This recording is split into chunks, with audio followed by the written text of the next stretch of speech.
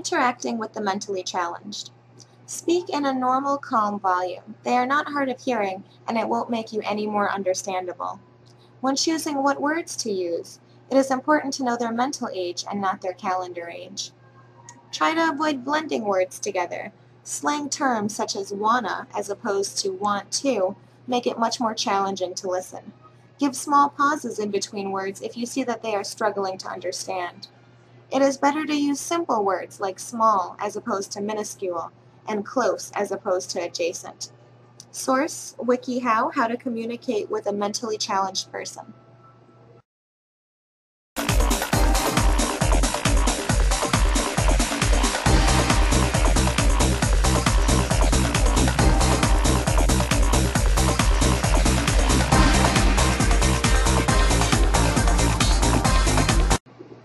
Lap dancing for disabled customers. The art of lap dancing for disabled customers has some very unique challenges.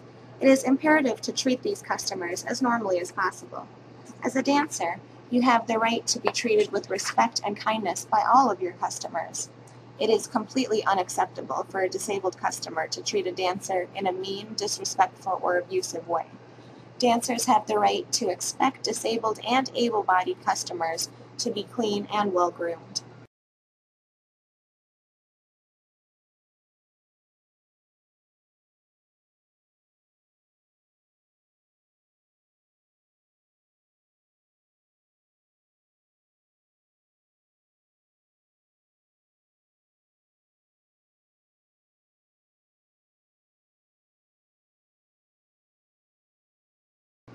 Lap dancing for mobility-impaired customers.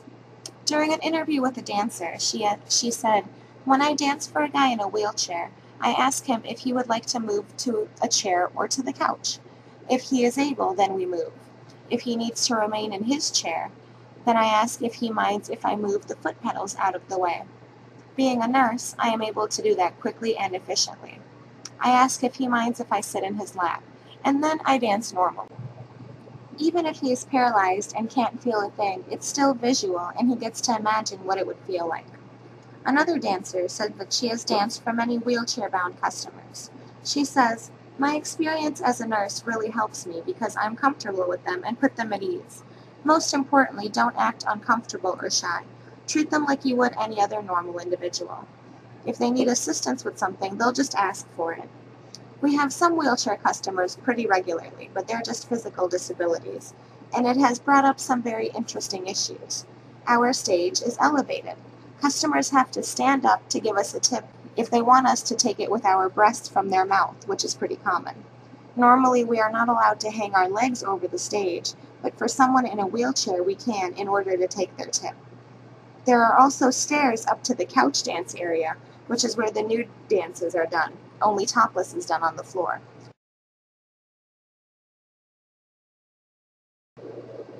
Other dancers make the recommendation that when dancing for a wheelchair-bound customer, it is important to make sure if his or her wheelchair brakes are on. If a girl is dancing for a wheelchair-bound man who has had a few drinks and he has forgotten to put his brakes on, it could be a very unpleasant experience. Another easily avoidable mishap is to be extra careful with beverages. A girl retold a story about a dancer who accidentally knocked a drink over onto a customer's wheelchair control panel. The chair was fine, but if the liquids had actually gotten into the electronics, it could have easily been very bad. This is set to emphasize the importance of dancers being particularly careful around customers.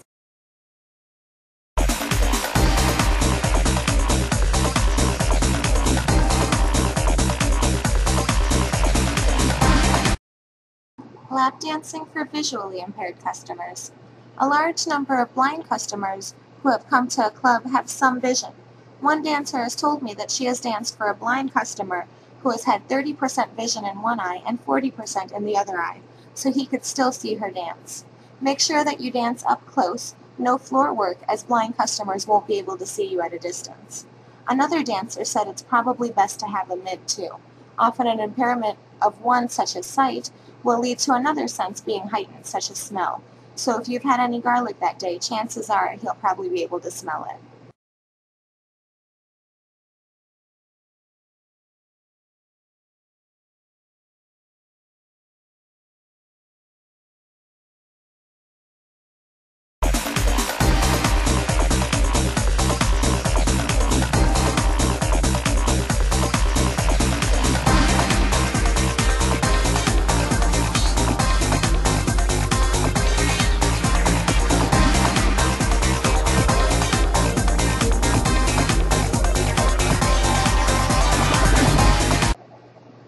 dancing for hearing impaired customers.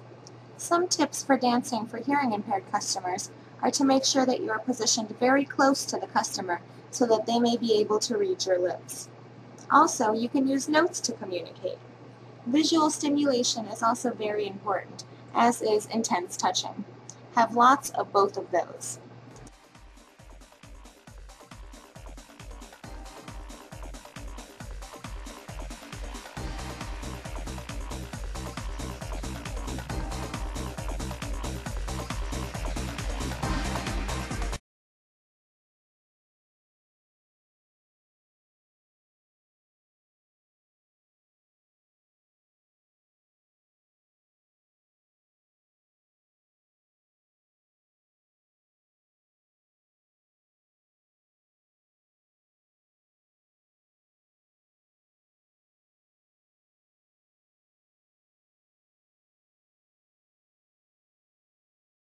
Lap dancing for mentally challenged or impaired customers.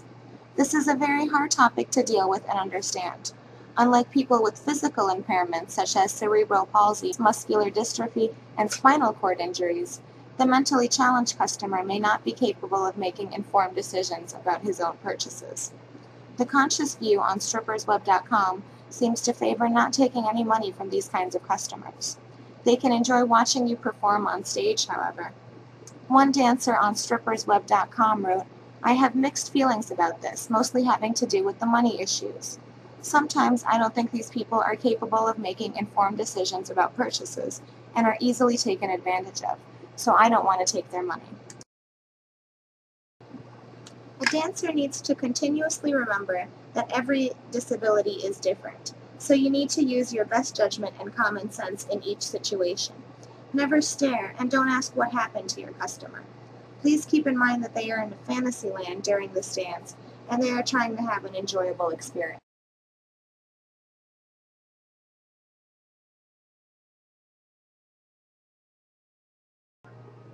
Initial contact between escorts and clients with speech or hearing problems. One of the interesting dilemmas that happens for escorts and their potential clients who have a speech or hearing problem is how does the client contact the escort? Normally, clients would contact the worker by calling them on the phone, but what if the client cannot speak clearly, or the client cannot hear the person talking to him or her? There are various solutions to these issues. With the growing use of technology, a person can easily access email, instant messaging, or text messaging as a form of initial limited contact. If the worker has a website, then he or she could indicate that disabled clients can email, instant message, or text message with basic and/or very specific information, such as their name and when they will try to call the worker.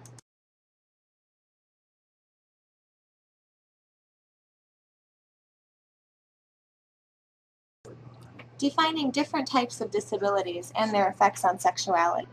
Cerebral palsy. Cerebral palsy causes uncontrollable movements that are often difficult to predict. Just be sure to communicate well with your client and beware that muscle spasms are just part of the sexual experience. On another note, however, a spastic tongue can be great for kissing, oral sex, or stimulation of the nipples. The room should be as warm as comfortable for both individuals because the muscles of clients with cerebral palsy are more relaxed at warmer temperatures, which will make sexual activity a lot easier. Cystic fibrosis. People with cystic fibrosis have a completely normal set of hormones and therefore can enjoy a completely normal sex life. Cystic fibrosis does not change sexual desire in any way. Individuals who have breathing problems often find it difficult to engage in sexual intercourse with a person directly on top of them. An alternative to this is to have the person on top prop themselves up with their elbows or arms to support themselves. Multiple sclerosis. Sexual planning with those who have MS can be a lot more difficult than any other conditions because it can be so unpredictable. Many symptoms of MS can impact sexuality, such as fatigue, depression, bladder and bowel incontinence, decreased or increased sensations, muscle weakness, spasticity, and tremors, to name a few. Vibrators can be beneficial to those with MS. When planning for sex with a partner, ongoing communication is vital. For example, when one is feeling extremely energetic, it may be a better time to plan for sex than when one is feeling especially fatigued. After the onset of MS, approximately 90% of men and 70% of women report changes in their sexual lives. Common side effects for men are a decrease in genital sensitivity, a decrease in sexual drive, and difficulty in maintaining or getting an erection.